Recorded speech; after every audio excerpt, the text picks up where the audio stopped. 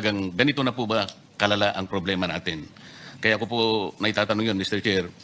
Marami po akong datos na kinuha. Halimbawa po, yung ating pong fuel import, magmula po noong January 1 hanggang April 10.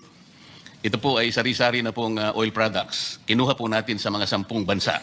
Katulad po ng Korea, Saudi Arabia, UAE, China, Singapore, Japan, Malaysia, Russia, Iraq at United States. Ang total po as of April 10, Mr. Chair, January 1 to April 10, 6,844,621 barrels. Katumbas po yun, Mr. Chair, ng halos 8,653,381 liters. Ang ibig sabihin po nun, Mr. Chair, kung i-cover lang natin ang pinag-uusapan natin, gasolina at saka diesel lang, yun pong 8 billion na liters na yon, 5 billion lang po ang katapat po ng gasolina at saka diesel. Ibig sabihin po, kumpleto po tayo ng diesel at saka ng gasoline. Kasi po yung napakalaki po ng ating in-import. 8 billion, so ang consumption lamang po natin ng gasoline sa 3 months, halimbawa, ay 2,142 million liters. Sa diesel po, 2.9 billion na liters. So makikita po ninyo, dito po sa in-import natin sa halos 3 buwan, January 1 to April 10, 5.1 billion liters lamang po yan eh. Kaya ang tinatanong ko po, Mr. Chair, paano sumipa po yung presyo ng gasolina? At may katapat pa pong datos, halimbawa, mula po nung March 1 to March 31, Mr. Chair, sa ngayon po sa nakalap pong datos, nag-import po tayo ng diesel, March 1 at saka hanggang 31 lang po to, Mr. Chair. 951,669 metric tons.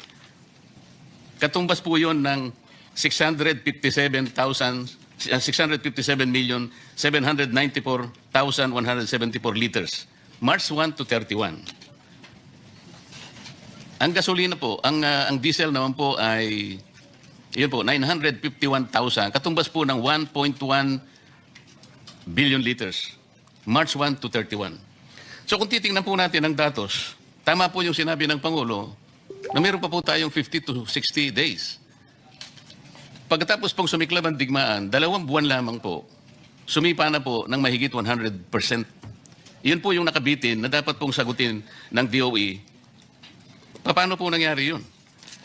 Tingnan po ninyo yung pre-conflict price, gasoline, Mr. Chair, 55 pesos. Ngayon po, April 10 itong kinuha ko, 101.16 per liter or 102% increase. Sa diesel po, pre-conflict 60 pesos. As of April 10, 161 pesos or an increase of 168%. Base po sa datos ng importation, kompleto pa po tayo. Paano nyo po i-reconcile itong mga datos na ito? Kaya po, muli ko po sanang ipaalala, Mr. Chair, nung nakaraan pong hearing, March 25, nag-submit po ako ng independent data magmula po sa 2 refineries. Yun pong Petronas tank in Singapore, ang total landed cost lamang po, Mr. Chair, is 51 pesos per liter. Yun naman pong Rotterdam refinery po na nasa Singapore din ng mga tangke, kung CIF po, Mr. Chair, 49 pesos per liter.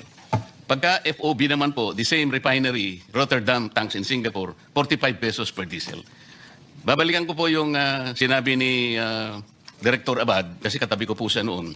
Sabi niya sa akin po, Sen, kung totoo po yan, napakaganda po. At sabi po nung isang distinguished resource person natin, it is music to their ears. He was referring to the oil companies who were present at the time, Mr. Chair. Tama naman po eh. Bakit hindi po nila tingnan ito? Sa ngayon po, Mr. Chair, these are not only the low-lying fruits. These are the only fruits that we can pick. Kung tama naman po ito eh. It has been about 19 days from the last hearing, Mr. Chair. I'd like to believe that the DOE, even the oil companies, must have checked the validity of this data. Mamaya po, bago ako magpaalam, ibibigay ko uli po yung estimate na binabanggit po ng aking contact sa Singapore na ang landed cost po ay 61 pesos pa rin. Tumas lang po ng about 10 pesos. Pero 61 pesos pa rin. Mamaya po, iwanan ko po sa inyo, Mr. Chair. Para sa ganon, makapag-engage naman yung oil companies. Kung totoo po ito, ba't hindi po tayo bumili sa Singapore? Sana hindi pa natin pinag-uusapan ang problema ang kinakaharap natin. Naawa na nga po ako sa ating mga department secretaries. Baka naman hindi ganun kalaki ang problema. Kasi sa ngayon po, hindi ko po talaga makita yung problema. Ang mga datos po, the numbers will speak for themselves. Pati nga po yung capacity natin, Mr. Chair, yung fuel storage in the Philippines. Kinuha ko po Luzon, Visayas, Mindanao. Yung sa Luzon po, yung sa Subic, SBMA, Philippine Coastal. Hindi ko na po babanggitin yung sino po yung may-ari. Ano po? Ang total po pala ng ating storage, Mr. Chair, tama naman si Secretary, 2.1 billion liters, Luzon, Visayas, Mindanao. Kung isasama po natin, Mr. Chair, yung retail infrastructure capacity po ng mga stasyon ng mga gasolina, idadagdag po natin 1.4 billion liters.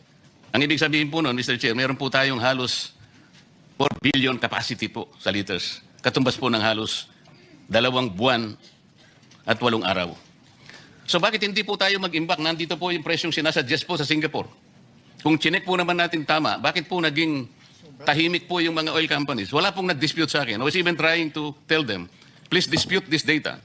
You want me to check this? I have checked this. Kayo po, you have to prove me wrong. Kung tama po ito, bumili po kayo. Bakit hindi po sila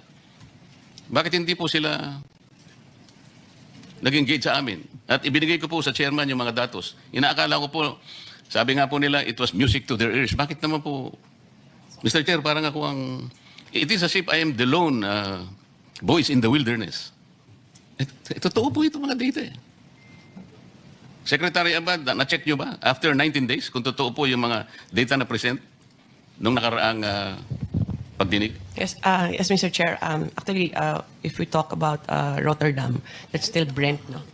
And prices, ang European kasi nakapeg sa Brent prices. So, ganun pa rin kamahal. But Mr. Chair, for example, PNOC now has been buying, ang presyo niya talaga is very expensive. We buy it through, for example, the first was Petro Pacific with Sea Oil. The next one was the trader Vitol. This is an international trader. Second is Vitol, and then Trafigura we used also. The prices, Mr. Chair, are really elevated, especially yung premium transport and insurance. Pero yung product, it's ranging from $230 to $260 per barrel, Mr. Chair. At I'm yun po sorry, Madam Chair, ang sinasabi ko po, yung Rotterdam tanks in Singapore at saka yung Petronas, ito po yung pinakahuling binigay ng coordinator sa Singapore, April 10, 2026. So April 10 siguro, Sabado lang po yata yun. Ang landed cost po ay 61 pesos. Bakit hindi po i-consider ng oil companies na doon na lang sila bumili? 61 pesos per liter. Yes. Kaya yun po kasi ang presyo na ninyo ay 111 per liter. Paano po natin i-justify yun? Kung totoo po ito na na-check ninyo, bakit hindi po natin i-encourage ang oil companies na bilhin po ito? Sir, we have checked also through PNOC and Bakit po sa PNOC kayo nag-check? Ang sinasabi ko po, these are independent data. Ibibigay ko uli po yung sulat po ng coordinator sa Singapore sa ating chairman at itinuturo pa nga niya rito kung paano po yung gagawin. Ito po yung kanyang sulat eh.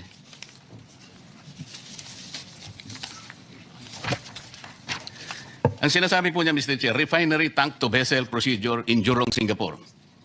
FOB tank to vessel transaction procedure.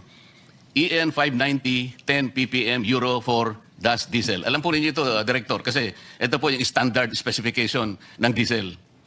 Nakabisa ko na po dahil sa tagal ko na pong nire-review ito eh. Ito po yung sabi niya, alam po niyo yung step 1, meron pong step 2 rito, meron yung step 3. Iwanan ko po para hindi na po ako magtagal. Ang sabi po niya, April 10, 2025, FOB, $800 per metric ton. O, meron po siyang idadagdag po natin ang $15 per metric ton. Kasi shipping cost po yun. At saka yung maps ng Singapore, 1.71. Makukwenta po ninyo, 42 pesos per liter lang. Isama po ninyo lahat ng local cost natin na 19 pesos per liter. Babagsak lang po siyang 61 pesos per liter. O ba't hindi po natin bilhin yun? ano po ang Director Abad? Sinubukan mo na ba talaga? Chinek mo eh. At nakita mo, sabi mo, maganda po. Talaga namang maganda. Bakit naman hindi? Last week, habang tayo nag-uusap, March 25, nag-average po ng 45 pesos to 50 pesos per liter. Ngayon po, ito, manageable pa rin, 60 pesos. Director Abad. Mr. Chair, we need to get the whole information because if we look at the maps for last week, the FOB, as you mentioned, is for diesel is around 228, almost $229 per barrel. Now, we need to get if this difference, kasi parang ang estimate niyo po, sir, nasa 70 plus lang US dollar per barrel yan. So, definitely that's it's almost the miracle amount if that is the, and that will be that will really help us if that will be the import price as compared to what we have now in maps at Director, magmula 229. nung March 25, hanggang ngayon, more than 2 weeks na po ang nakararaan. Hindi po, ibig nyo sabihin, hindi pa po nyo na-check ito? Mr. Chair, we need to get the contact number of the trader because as mentioned by Secretary, Iniwan ko nga po yung contact sa chairman eh. Ang totoo yun, alam po ba niyo yung contact na yon? Sumulat po sa chairman, nag-o-offer po siya ng kanyang tulong sa lahat ng interesadong oil companies na direktang kumuha through vessel tank structure. Ito po, iwanan ko na naman po itong pinakahuli, pati yung step. There are 3 steps involved kung paano paano kayo makakabili doon. Bakit hindi po ito muna ang pag-aralan natin? Baka ito po ang makakasave sa atin eh. Hindi ko po sinasabi na huwag natin pag-usapan ng contingency plans. Tama naman po yun. Dapat meron tayong pananggalang. Pero kung titingnan po natin, meron pa naman palang pag-asa na meron tayong kukuhanan at hindi naman pala ganito kalubha. Ayoko naman pag-usapan na natin ng malulubhang problema. Hindi pa naman talaga dapat mangyari pala. This is the whole point, Madam Secretary. Sa medium term, maliwanag yung monetary and fiscal stabilization. As Secretary Balisacan mentioned, we are in a much worse position than we were before COVID. Nevertheless, in the next 5 years, we should be able to improve resilience through institutions and through behavior. And finally, the long term, that's been mentioned repeatedly, structural reform, the energy transition, and so on. Napakaraming dapat pag-usapan. Subalit ako ay tututok predictably, syempre, doon sa agriculture. Nandito naman si Secretary Laurel, baka naman matulungan tayo. Dahil alam po natin na nakakapagtaka, sabi nga ni Senator Marcoleta, bakit tayo na ang pinakamataas sa ASEAN? Nasa 280% increase. Samantalang yung iba, 10 pesos lamang. Ba't ganon? Pati Singapore, mas mura na sa atin. At ang pinakamalala dyan, yung diesel talaga ang lumobo. Ang diesel tumatama na sa agrikultura. We have very, very dismal news today from Pangasinan, from our fishing coastal areas, from Palawan, Zamboanga, Jensan. At ang sabi nga sa Soxargen, 1 to 2 weeks talagang patay na kami. At sinabi talaga na hindi na nila kaya ituloy-tuloy kung hindi pa puputulin yung tax o may gagawing paraan dahil hindi nakakayanin at sirang-sira na yung export contracts natin dahil hindi sila makakapag-deliver. So nais kong tanungin kay Secretary Laurel, mukhang wala naman kayong presentation. Ang daing nila yung second oil importation ng 320,000 barrels. Makakakuha ba ang fishing sector dito? Kayo ang expert sa fishing. Ano po ang masasabi natin? Pati yung ating mga magsasaka, nakaraang buwan, anihan. Yun, namang problema sila. Di ba? Kasi nga, anihan, wala namang mabiling krudo. Ngayon, ito naman fishery sector natin, nag-open season noong Pebrero, kailan ba? Biglang wala na talagang mabili na ma-afford. Ano bang magagawa natin para sa kanila? Mr. Chair, may I? Go ahead, Secretary Tio Laurel. Madam Senator. Basically, talagang titirik talaga yung ating fishing sector, lalo na yung commercial. Let's say, talking about General Santos fishing operators dahil ating 40% to 50% yung kanilang cost of production based on fuel. Ngayon, nasa 70-80% na ang cost of production on fuel. Kung hindi tatama ang presyo at 150 pesos per kilo ang kanilang benta, they will surely lose yung tinatawag na landed selling price. Pero ano magagawa natin? Ako, alam ko na nagbigay kayo ng 3,000 sa mga fisher folk families. One time, big time lang yung 3,000 at gano'ng katagal yun. Paano kaya? At pati yung mga listahan, pinagdududahan doon sa municipal fisheries, yung BIFAR list na napaka-outdated raw. Ano bang masasabi natin sa kanila? Dahil hindi pa nag-uumpisa yung krisis ng Iran, talagang alam natin, sila na, ang coastal sector ang pinakamahirap sa buong bansa. 2.5 times the rate of poverty elsewhere.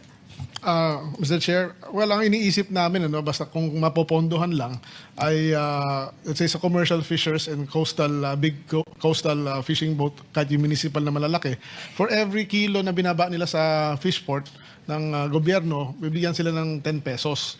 But of course, that has to be funded. So that will help. Maari bang mangyari na yung ini-import ng DOE, yung nababalitaan natin na 20 billion na inalat na ni Secretary Garin, i-avail ng mga fisher folk at saka ng mga magsasaka din directly instead of through Petron and others? Pwede bang ganun? Na diretso na? Yung gobyerno na ang mag-aalat? I think Para may tulong din kahit papano eh. Madam Chair, Mr. Chair, ang kasama yun sa aming pinaplano dun sa uplift nga, no? Isang napag-uusapan namin dun is magbigay ng voucher per liter, like 10 peso per liter na voucher to the transport ng agri, no? Tapos sa fisher folk then maybe sa mga fishing boats for their purchases ng fuel. The other idea is yung sa fisher folks nga is landed cost, no?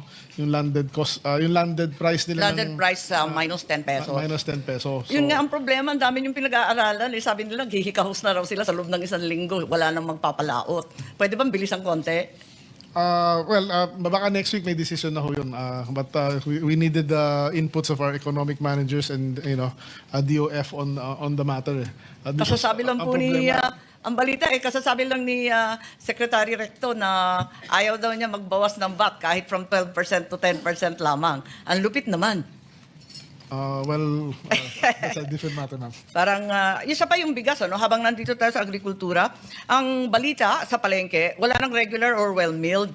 So, ang mapipilitan ka bumili ng 60 pesos talaga. Totoo ba yun? Bakit wala nang regular and well-milled? Nag-aga-aga naman kinapos, katatapos lang ng ani. Well, nandun pa sa ating, Mr. Chair, nandun pa sa ating rules na kailangan meron nakalagay yun, yung percent brokenness and everything. But mukhang hindi nga sinusunod at umiikot nga kami ngayon para sitahin nga sila. Doon naman sa presyo ng imported rice, meron na kaming iaakyat, no, sa ating Pangulo from NPCC na rekomendasyon niya na bigyan ng price cap yung imported rice na 50 pesos per kilo. And hopefully before the end of the month ma-implement namin yun. Hindi ba pwede magkaroon ng SRP din? Parati namin sinisita yung DTI at yung SRP, hindi naman nasusunod. Mas malala naman sa DA. Halimbawa sa baboy, yung 170 naging 350 na sa retail. Ang laki ng Linobo, 170 pesos, yung live, Ngayon, 230 na, yung live. Wala bang SRP dyan, tulad ng sinasabi ng ibang senador? Bakit man lumulobo dito sobra-sobra sa ibang bansa, hindi naman ganito? At saka bakit yung DA, wala namang control dyan? Mr. Chair, basically, yun ang pinakamalaking problema namin sa DA. We can only impose or catch or kung under the Price Act. Kung SRP or MSRP, technically, we have no power even to nasitahin sila. Kaya yun din isang request ko na baka pwedeng may legislation tayo na especially an emergency, na the DA can do price controls on certain agri-goods. Pero in the meantime po, ang tindi ng inyong registry and supervision over retailers, market vendors, markets, may magagawa naman siguro kayo? Hindi naman pwedeng sabihin may kulang sa batas, tapos na. Sa ngayon, Mr. Chair, wala kaming magagawa dahil wala pa yung bagong Rice Act that will actually empower us to have all the... Maski yung uplift, may emergency powers, hindi pwedeng sitahin yung mga nag-overprice ng labis-labis sa palengke? Under the law, mukhang sa analysis namin, wala kami. Wala din kami enforcement. Hindi ako naniniwala. Baka yan ang paniwala sa DA, pero naniniwala ko, may uplift na, may emergency na, pwede na tayong pakialaman. Hindi naman tama yon. Pero, sige po. Sige, ma'am. I will do more research. Yung uplift po, napaka-late. Nung February 28, ano na ba date ngayon? April 13, andito pa rin tayo, pinag-aaralan pa rin lahat. Mabubulag po tayo sa kakaaral. Lahat ng gobyerno, 4 na araw. Ang sabi ng Pangulo, 4 na araw. Ang private company, wala ngang tapang na magsara kahit isang araw sa nervyos dahil ang sama ng kalagayan natin. Bakit kayo 2 days? 2 days, ma'am, because we are aware that we have to save energy and electricity in this. From the get-go, we wanted to Sa push. sobrang saving naman ninyo, Secretary Garin, hindi naman yata tama na walang pumapasok yung mga oil stakeholders, lahat ng umaasa na makabili ng mas murang langis, walang mahagilap sa DOE. Wala raw katao-tao sa PNOC. Wala daw tao sa ERC. Ano ba ito? Mr. Chair, the bureau that's OIMB, that's downstream, that's there all the time, even on weekends. PNOC is there also. ERC is there also. All the personnel na dapat nag-handle ng mga frontline natin, nandyan, Mr. Chair. Those that are not in the office are continuously working. These are all, we have had a system of e-signatures, and this is not lang. I'm sorry, pero hindi po I mean, you can see naman kung anong pinanggagawa namin over the last 8 weeks. It is not because they are at home and they are not doing anything or nanonood lang ng TV doon or hindi nagtatrabaho. We can show it in our accomplishments, Mr. Chair.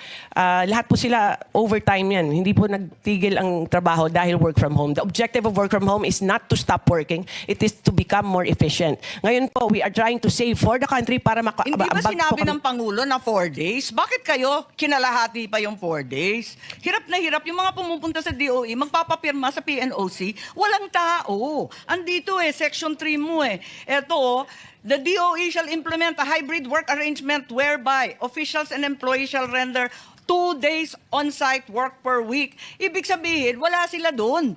Sino naman ang magtatrabaho? Sinong pipirma? Sinong kakausapin? Sino mag-a-approve ng kinakailangan natin kapag ganyan? Kaya pala, pag nagtatanong kami, wala na kayong sinabi, kundi pag-aaralan, i-review, babalikan, pagmimitingan. Kasi nga, 2 days a week.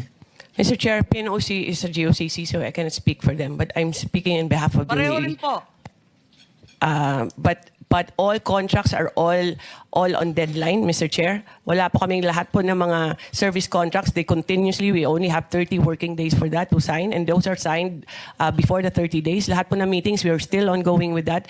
Even our oil companies, our bulk distributors, everyone po, minimit po yan. Wala pong tigil po yan. Even on Friday, I have 6 meetings with all the LGUs, and that doesn't stop us from working. Just the fact that baka sa iba po pag work from home di sila magtatrabaho, pero eto po yung DOE nagtatrabaho. I don't know what the arrangement is with PNOC. Secretary naman, paano pipirma ng mga permitting na sinasabi nyo na accelerated hybridization? Paano pipirma ng iba't ibang mga renewable projects? Walang tao dun sa opisina. We're automated, Mr. Chair. Pambihira. Hindi naman online yung approval It's online, Mr. Chair, because of the EVOS. Hindi po. Marami po nagre-reklamo. In any case, I think that this memo that the lead agency will work as a mere 2 days a week in the face of this crisis is reprehensible and incomprehensible. Talaga naman habang ang taong bayan ay hirap na hirap, ang ating mga mangingisda ay naghihikahos, ang presyo ng pagkain at ang langis ay hindi ubos maisip, abay walang pakialam ang DOE at sila ay nagbabakasyon 2 araw sa 1 linggo ang pasukan. Yun lang ang masasabi ko. Maraming salamat po.